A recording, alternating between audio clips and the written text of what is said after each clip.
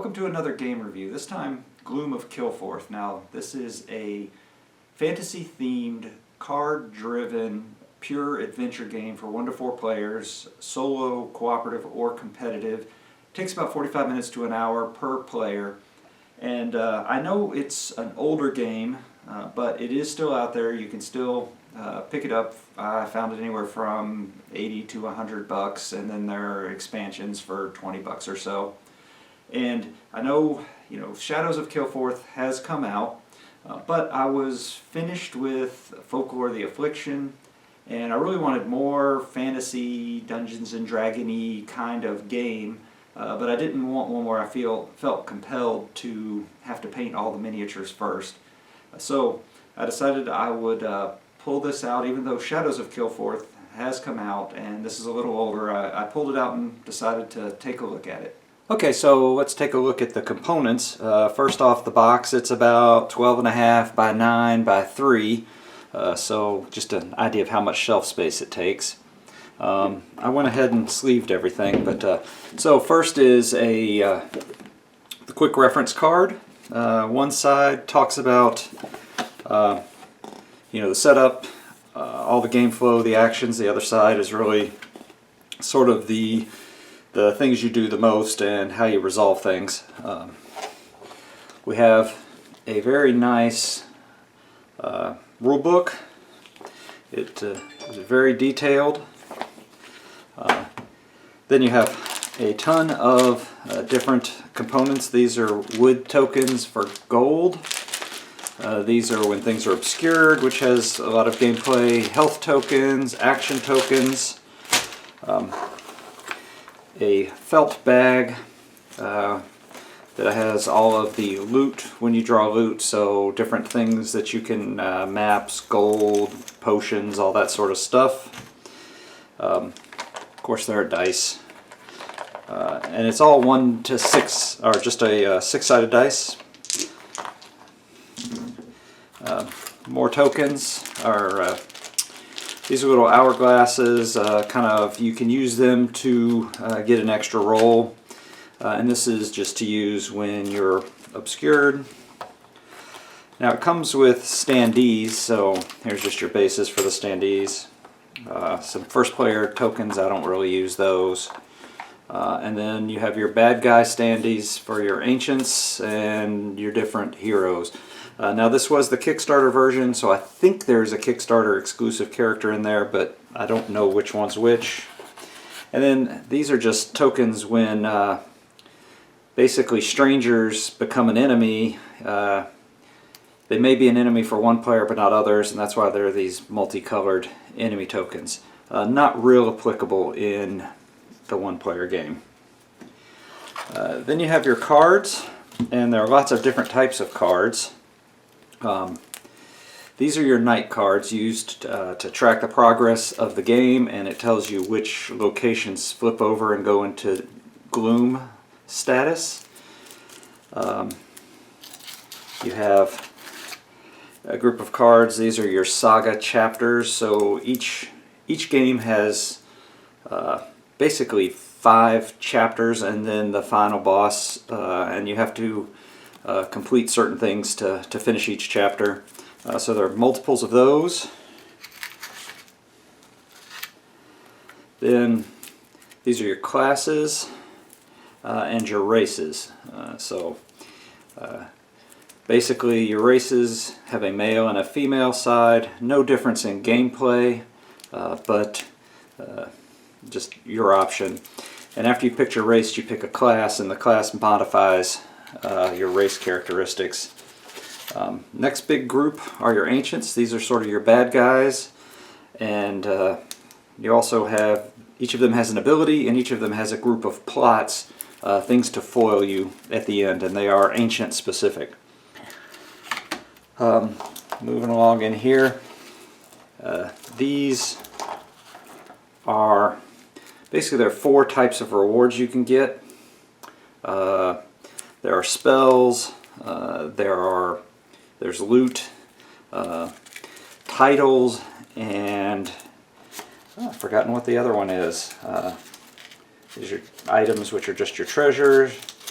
Oh, and allies, so different people that you can get, so a ninja in this case.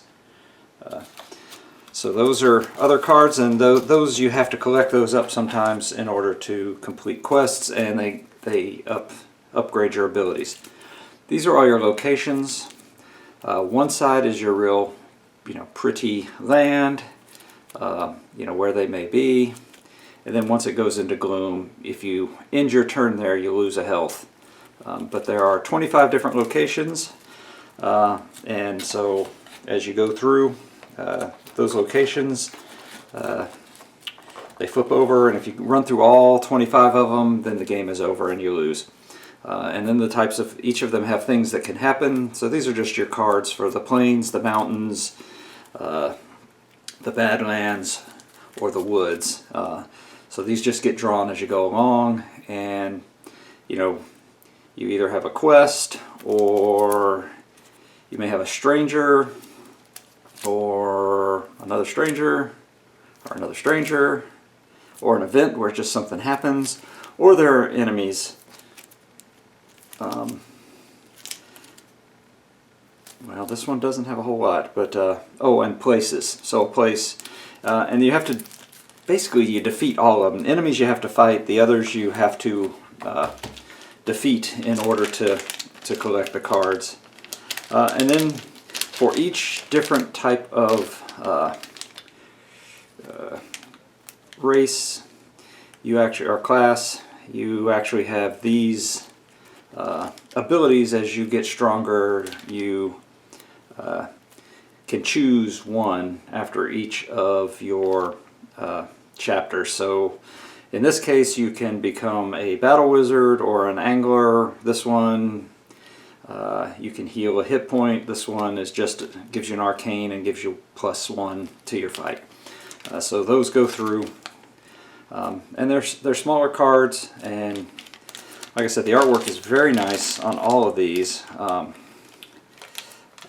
I have no complaints. The cards are nice and thick. I tend to like to snack while I play, so I went ahead and sleeved them all. And then I built the little separators just because it's easier. And this is just the base game. I have not opened up the expansion yet. So, okay, so next let's move on to a little bit about the rulebook and the setup. Okay, the rulebook gets about 27 thumbs up from me. The artwork is great. It's clear. It goes through step by step. You can read it pretty quickly and understand everything. It's cross-referenced very well with a good index that takes you to any questions you may have, has definitions, and it also comes with a player aid card which goes through all the steps of the game very easily. So if you get stuck, if you can't remember a rule during the game, very easy to find it, very clear, very simple. I'm really happy with the rulebook. So moving on to the setup, I'm using the Shadows of Kilforth playmat. So obviously it's not the Gloom of Kilforth playmat. The first thing that you do is you set up the world of Kilforth, and you start with the center Sprawl City, and I've put my standee on it. After that, you fill in the other 24 locations randomly with the different places that you can travel to in Kilforth, and as you move around, what happens is you will move from place to place, and based on what type of place it is, you will pull an encounter card, and those are the 4 stacks directly to the left of the World of Kilforth cards. You'll flip those over when you land there, and it'll either have a place or an enemy or a quest or something else you have to do or achieve to actually get a reward. And if it's not an enemy, you can just leave it there so that you don't pull an enemy later. After that, you set up the night deck, which is up on the top left. And these, every turn when it becomes night, you flip it over, something happens, and one of the places in Kilforth falls into gloom. So you flip that over and you get -1 health if you land there. Next, if you look towards the right side are the rewards decks. And these are your allies, your item, your spells, and your titles. And these are things that you can use later either to trade in to achieve a quest, or to improve your stats, or you can use them to gain some effects. Once you've done that, you pick your ancient, and you can do this either randomly or just pick one because you haven't used it before. So your ancient has certain abilities when it's fighting you. Next to it is the abilities card. Each ancient has one abilities card, and then if you go one more to the right of that, those are the plots. And these are things that whenever you flip a knight card and it's one of the cards that has the same type of land as the affinity of the ancient, a plot card goes on there. And you have to defeat that plot card, or at the end of the game it gives the ancient more advantages over you when you're doing your final battle. And that's everything for the main playing area. So if you move down to what I have, the hero mat there, it's a solo game, so there's just one. Now you set up your actual hero. So the first thing you do is you pick a race. In this case I picked the half demon just because. And if you look at the card along the left side, you'll see 4 attributes, and these are the numbers of dice you roll in order to complete missions or take action. So you have your martial or your combat, you have your intelligence or your spell casting, you have your sneak or agility, and then the blue one at the bottom is your influence, and that's ways that you make strangers like you and that sort of thing. If you keep going down the card, you can see a 4 in what looks like a shield. That's your number of health, and everybody starts with 4 health. Then you see that it's a half demon. It has a keyword demon, which comes into play. Some people will have a weakness against demons, so you automatically win, that sort of thing. And then it has, actions that you can take. And that's that. Then you pick your class. In this case, I picked the warrior class, which the keyword is martial. And this adds 2 dice to the combat throws. And given that the half demon has 3, I thought 5 would be good. And then specific to the class, you have abilities that you gain each time you complete a chapter. And there are 4 chapters, and then a 5th thing you have to do before you can fight the boss. So really 5 chapters, but the last one's not called a chapter. So when you complete the chapter, you get to pick one of the 2 different abilities that you've added on there. The chapters are, as you can see, to complete it, you have to get you have to have cards with the 3 keywords at the bottom. Because it's a solo game, if it's 1 or 2, you have to have the 3rd one. So in this case, you'd have to have Badlands, Quest, and Title, cards that have those keywords. Then you have to spend 5 gold and an action. Once you've done that, you get to flip it over to the next chapter, and it tells you what the next 3 things you have to get. So in the next case, this would be a forest and a place and a spell. You can't see that on the card, of course, because it's on the other side. And you go through that 4 times, and then you fight or complete the last quest, and then the ancient will appear. Now, every time you complete a chapter, you also increase your health points by 1, and because your actions are dependent on your health points, you also get another action. So once you've picked your chapters, and that you can pick your saga either randomly or you can just pick it either way. Once you've done that, then you'll see the 4 little skulls down there, and that's just if strangers, so you can mark a stranger as being an enemy if they turn to an enemy. And then to the left, you can see the little green thing is a sneak icon, so you can spend an action to sneak, and it just gives you an extra dice when you fight a new monster. Below that are the 4 little hearts. Those are your health points. Below that are your action points, and then below that are fate, which you can use to re-roll dice.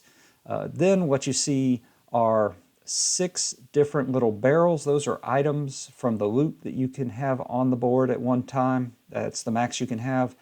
And then you have 4 other spaces for cards that are in play and not in your hand. So you can have 6 in play, you can have 6 in your hand, and then you can have 6 loot. Then the very last thing you do is that you can pick any 2 cards out of one of the rewards decks, so either an ally, a title, an item, etc.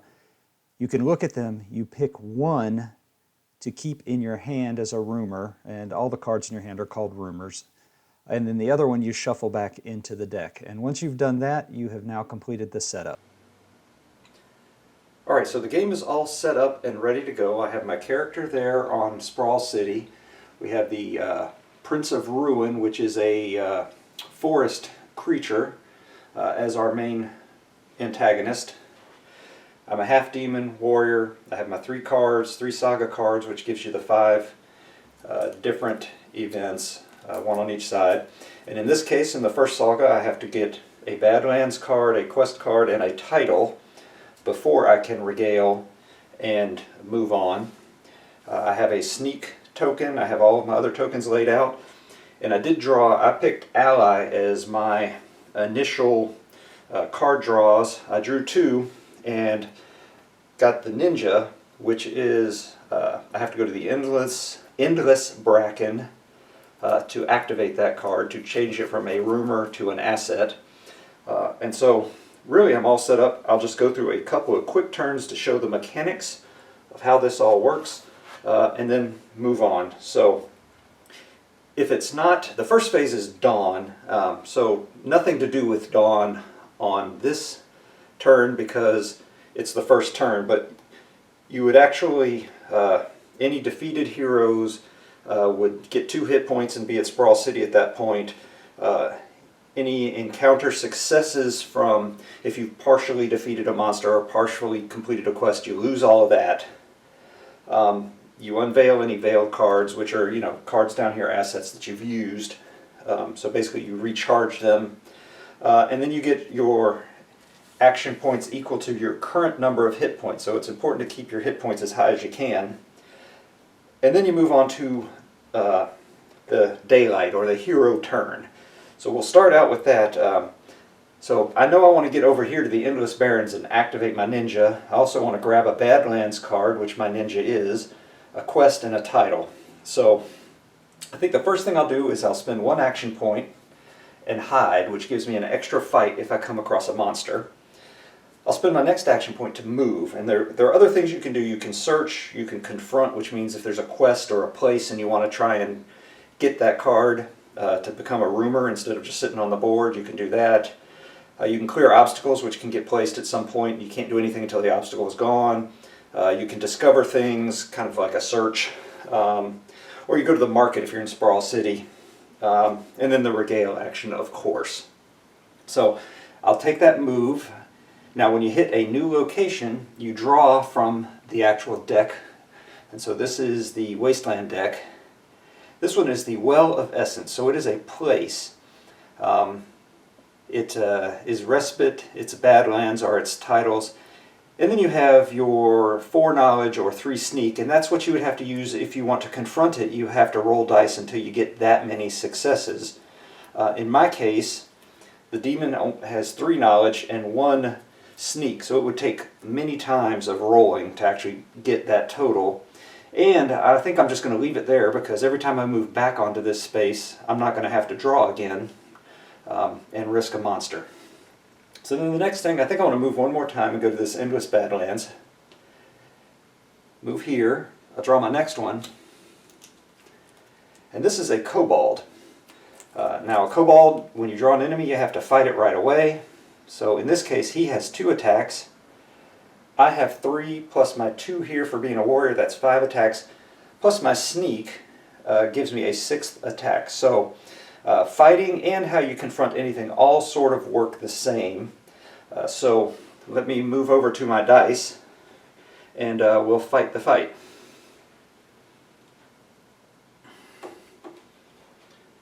Okay, so this is, just going to move that out of the way. So I have 6 total attack. And the kobolds, you can see on their card, have 2 attacks.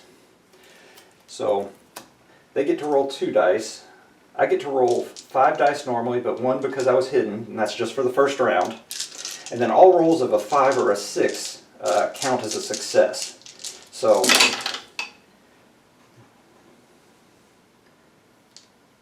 I had 1, 2, 3 successes, he had 0, so I lose no hit points, and I did enough to kill the kobold.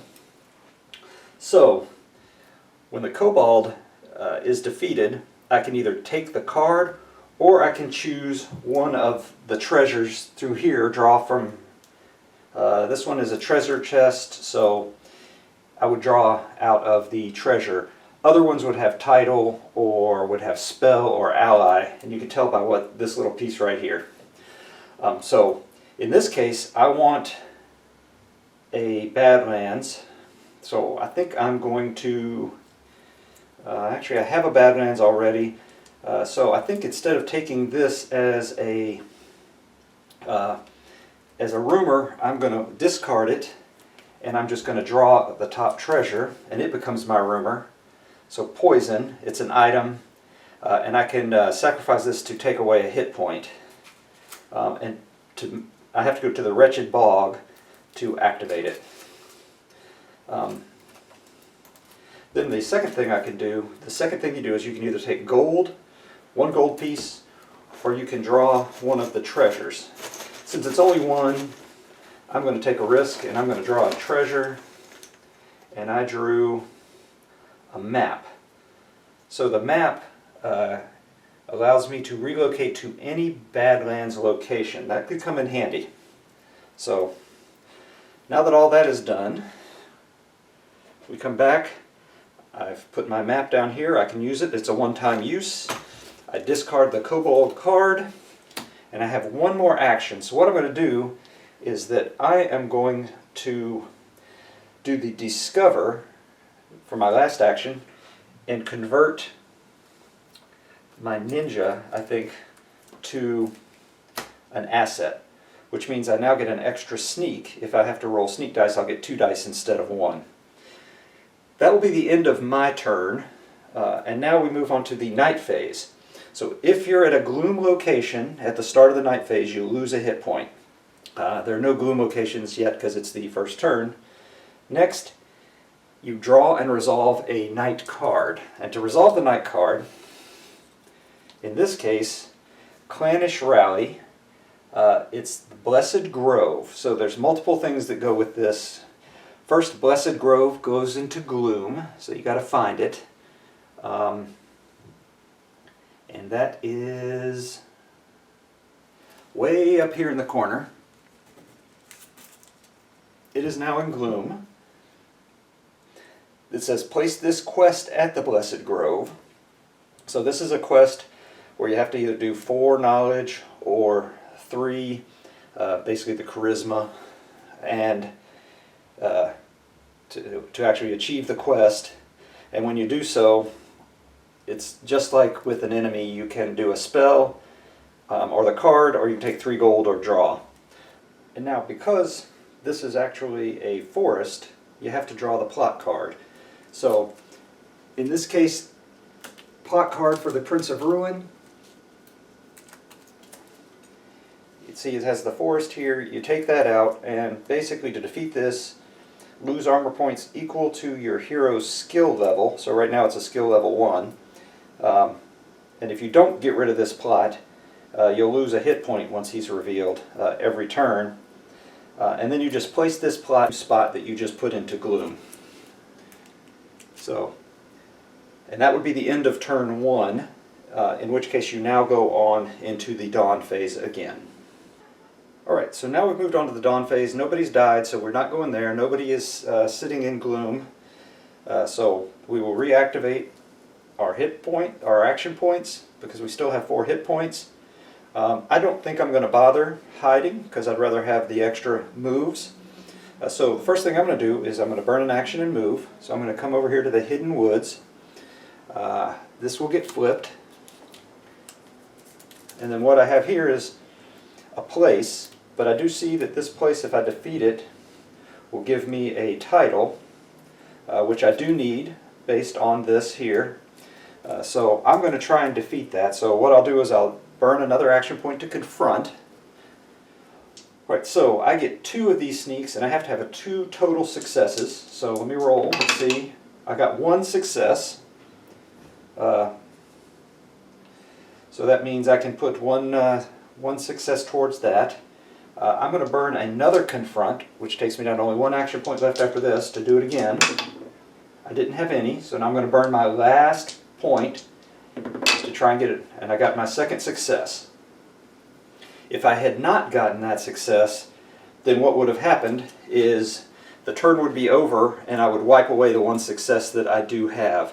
I'm very glad I got that on the last one. So now I get to keep this card. It becomes a rumor, but more important to me, it is a place, and I get a title card.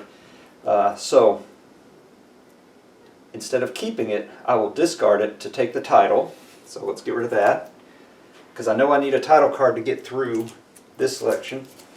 So I will keep this. I can go to Darkmire. It's royalty. To activate it, I go to the Darkmire. And this one you can veil it, which means if it was an asset, I could turn it over and I get 2 gold for it. But for right now, it's going to sit in my rumor, and then I will probably try to head to the Darkmire to activate it, because getting 2 gold every turn is a good thing. And then the other piece is I can either take 1 gold or I can draw a treasure. So I know I have to have 5 gold to go on to the next one, but I still think I'm just going to chance it and grab a treasure again. So 3 gold, so that one worked out pretty well for me. So that gets discarded,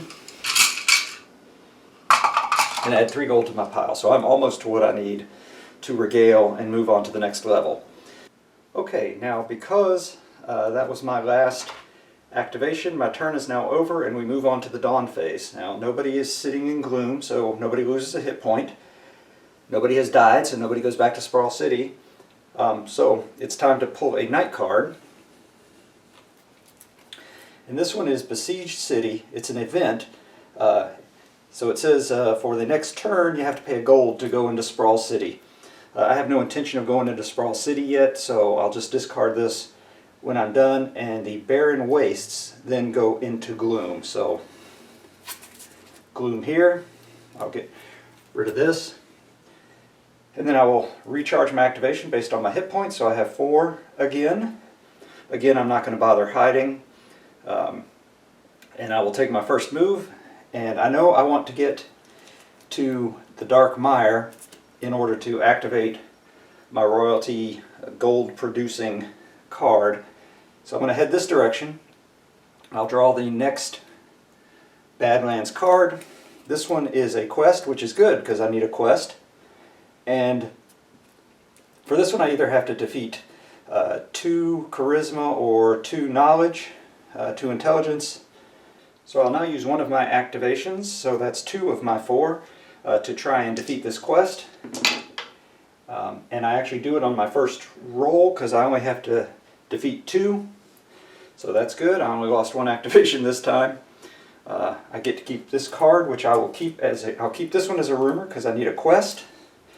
And now that I have a title, I have a quest, and I have a Badlands card, I just need 1 more gold, which I can either keep the card or get a spell. I'll keep this card, and I can either take 1 gold or draw. This time I'm not going to risk it. I'm going to take the 1 gold to get to 5. Keep this one as a rumor. And now I have everything I need to go up to the next level. I still have 2 actions left.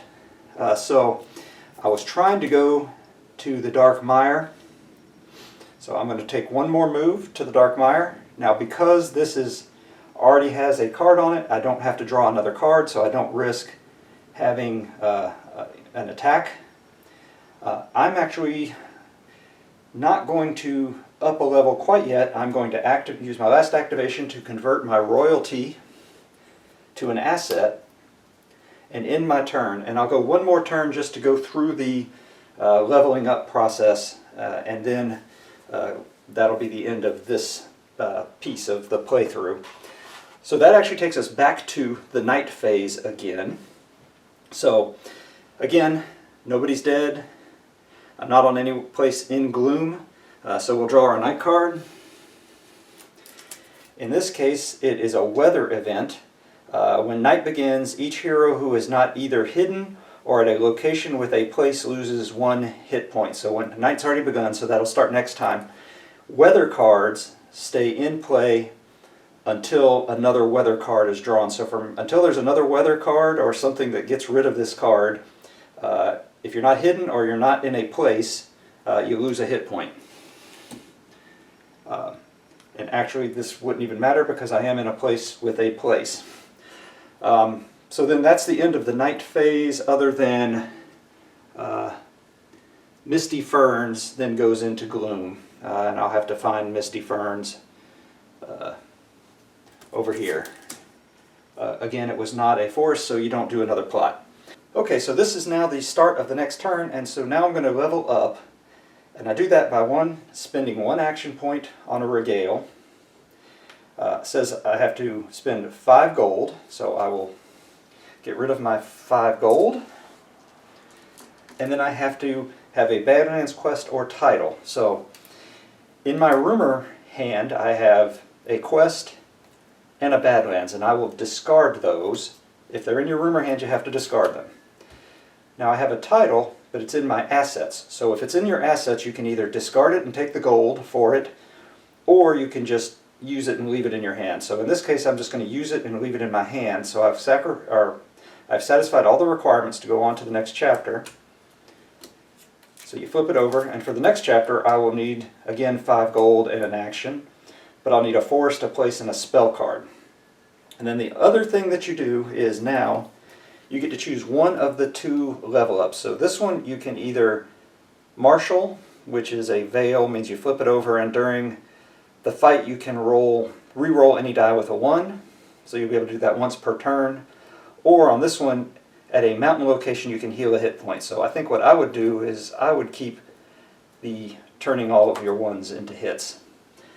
So now you've leveled up, you're moving on to your next chapter, and you would continue through the game until either all of the night cards are played, in which case you lose, you die fighting the Ancient, in which case you lose, or you complete all of these quests, the final, the 5th chapter, which is sort of a mini quest, and then you defeat the Ancient, in which case you win.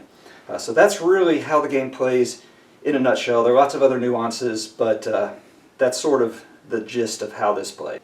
Alright, so for final thoughts, discussion kind of thing, I really do like the game, and I would recommend it for anyone that likes a thematic fantasy game, but you don't need a big board with the miniatures, which I'm not knocking that because that's probably one of my favorites. But great game, small box, doesn't take up a lot of shelf space, is kind of a hog on the table. The way I set it up is about 3 feet by 4.5 feet. You could cram that in, make it a little bit smaller if you have things in the bags in the box. So I mean, you can make it a little smaller, but it is going to take up some space. Rulebook, really good, really easy. Artwork, very good, very clean, crisp, thematic. Really like it. Stays through the whole thing. There's no extraneous weird pictures. There's nothing that's going to gross out a kid if they come walking in and they're watching you play it. So hits that dark theme without going so dark that it is a problem. Quality of the components are very good. The cards are good stock. All the pieces are nice, and could come with a few more dice. 6 is probably not enough. I end up using extras, but I mean that's pretty minor quibble. The mechanics are very straightforward. It's nice and interesting that it changes over time, so as things flip you've got to avoid certain areas, but sometimes you have to go there, so that's kind of interesting. You have to make a lot of decisions about saving your health. If you lose health, you lose moves. And then the whole keyword item collection it's a nice twist on the gathering up items. And then you have to make a decision: do you give them up or do you keep them? And you have choices every time you win a battle. You choose, do you need this keyword card, or do you want to go for the gold, versus some loot?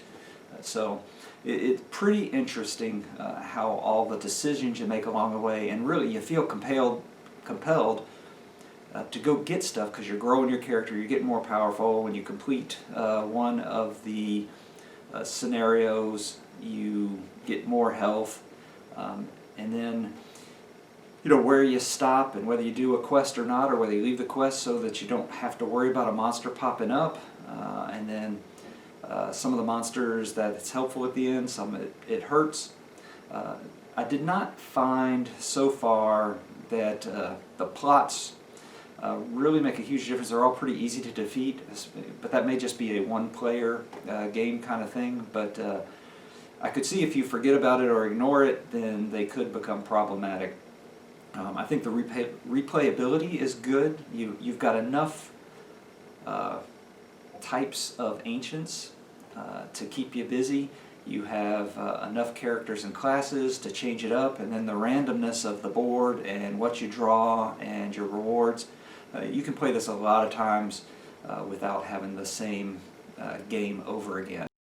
Another positive is that it's a fairly quick game, so you can pull it out, set it up in a few minutes, and then you play it pretty quickly, a solo game. For me it takes about an hour, but I do get kind of distracted in there. You could probably get it as fast as 30 minutes if you're a quick decision maker. I tend to perseverate on each decision, so it goes a little longer.